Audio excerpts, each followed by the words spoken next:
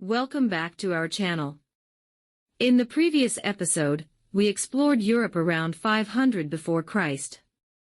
If you missed that episode, hurry over to the playlist to watch it and then come back here. But today, we're going to explore the period around 200 before Christ. There were many changes in these 3 centuries, but some of the peoples we saw previously continue to live in the same way. That's why in this episode, we're going to emphasize the peoples who underwent the most significant changes, including the new cultures that appear on our map today. Let's start in the north, in the British Isles. Around 200 before Christ, the Britons of the south and center formed hierarchical societies led by kings, cultivated cereals, raised cattle, and produced gold coins inspired by the Gauls, adopting the Latin artistic style in weapons and jewelry. Further north, the ancestors of the Picts inhabited stone brocks and underground houses, marked by body tattoos, and a strong resistance to external influences. In Ireland, the ancestral Gaels lived in tribal clans, valuing oral laws, epic poetry, cattle raids, and sophisticated iron and gold metallurgy, in a world where honor and warrior prestige were essential. Now, in the vast forests and plains of northern Central Europe, there were Germanic tribes, descendants of the Proto-Germanic peoples we saw in the last episodes.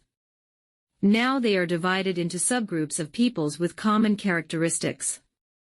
They were warrior and farming peoples organized in family clans, led by chiefs chosen for their bravery. The Suebi dominated extensive lands between the Rhine and the Elbe, known for their mobility and fierce combats with long spears.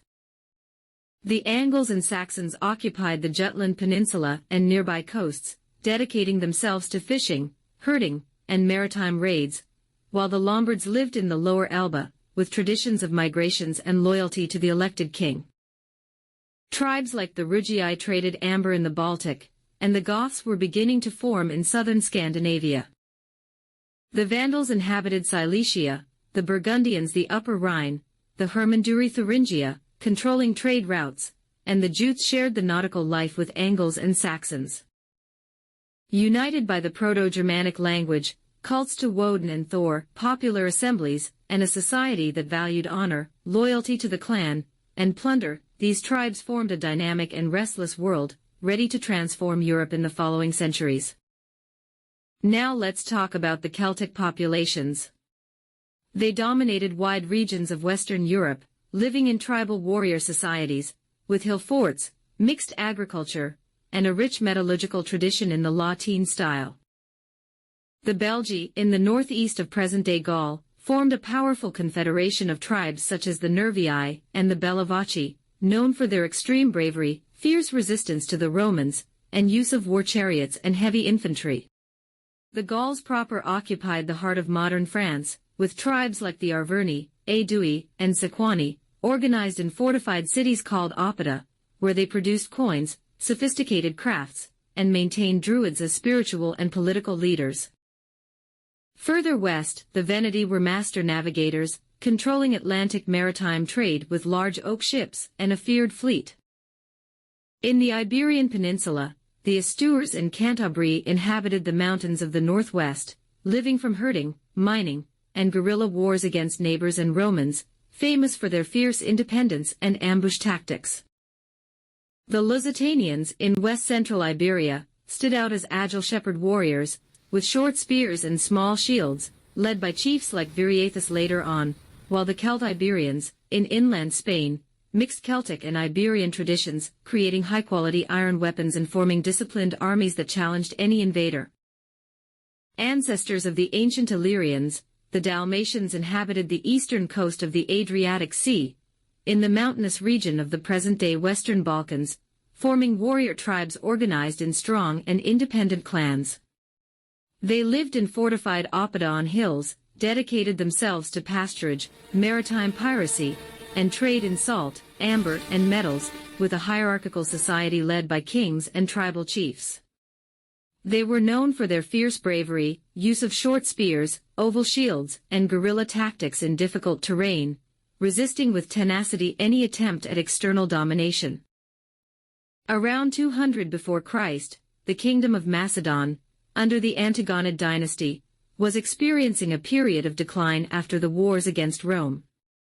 Although it still maintained a strong army with the famous Macedonian phalanx and controlled territories in mainland Greece, the kingdom suffered from increasing Roman interventions and territorial losses.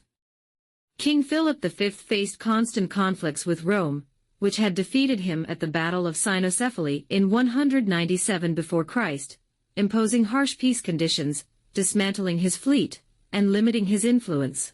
Macedonian society remained warrior-like and proud of its heritage from Alexander the Great, but royal power was weakened, paving the way for total annexation by Rome in the following decades.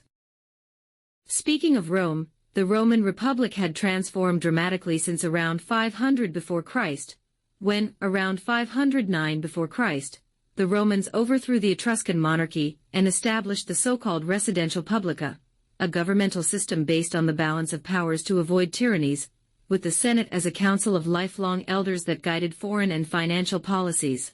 Initially limited to Latium and surroundings, Rome expanded through conquests in central and southern Italy, incorporating Latin and Italic allies into a confederation, but the Punic Wars against Carthage, especially the Second Punic War ended in 201 before Christ, brought vast overseas territories, including the creation of the province of Hispania Cytrier in the northeast of the Iberian Peninsula, rich in silver mines and bases for future campaigns against local tribes.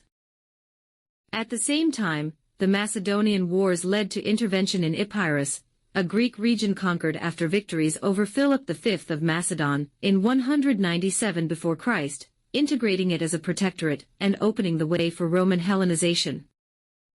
Roman society was organized into rigid social classes, the patricians, with hereditary aristocracy, and the plebeians, who were the common majority, with annually elected magistrates such as consuls to command armies and preside over the Senate, praetors for justice, and quaestors for finances, while popular assemblies like the Comitia Centuriata voted on laws and elections, prioritizing the common good over the individual.